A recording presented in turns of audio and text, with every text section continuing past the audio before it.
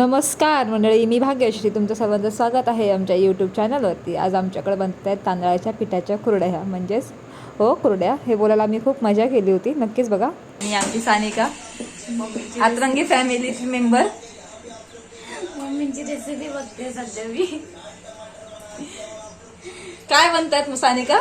आजचा विषय तांदळाच्या पापडाच्या कुरड्या. तांदळाच्या पापडाच्या कुरड्या. मम्मी काय बनवते आम्ही? तांदळाच्या पिठाच्या कुरड्या. तांदळाच्या पिठाच्या कुरड्या. आम्ही आमचा दिवसभर असाच जाणार आहे बहुतेक. कुरड्या बोलून काय होणार नाही आमच्याकडनं.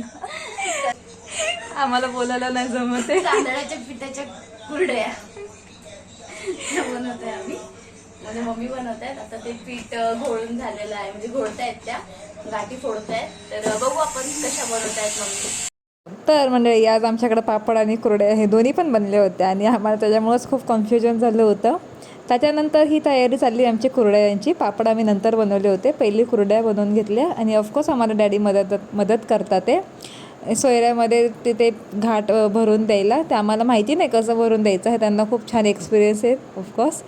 आणि त्यांनी खूप छान भरून दिलं होतं. आणि हे गरम गरम भरून द्यावं लागतं, कारण थंड झाल्यावरती कुरडी छान पडत नाही. आणि मम्मीनी त्याच्यानंतर ती कुरड्या टाकले ना, तेव्हा ऑसम दिसत होती, दिसायला पडत होत्या त्या.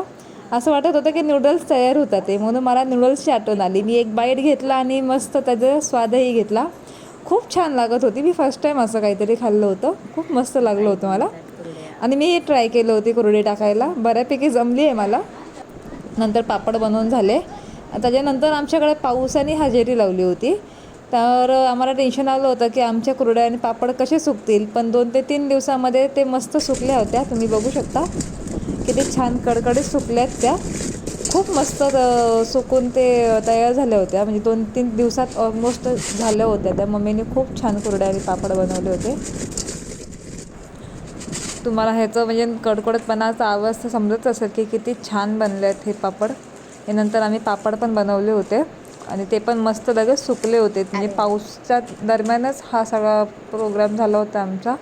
नंतर मम्मीने आम्हाला तळून पण दिले होते. आम्ही दोघींनी याचा स्वाद पण घेतला खूप छान. सानिकाचा आम्ही व्हिडिओ काढला टेस्ट करताना. नंतर आमच्याकडे बनली होती आळू कोळंबी. नक्कीच ह्याचा पण व्हिडिओ मी यूट्यूबवरती शेअर केला आहे. आणि त्याच्यानंतर आमचा बेत झाला होता आंबे खाण्याचा.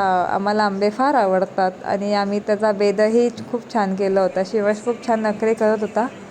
त्याच्यानंतर साहेबांची झोपायची वेळ झाली आणि त्यांनी आम्हाला गुड नाईट केलं. तर कसा वाटला आमचा आजचा व्हिडिओ नक्कीच कळवा. थँक्यू.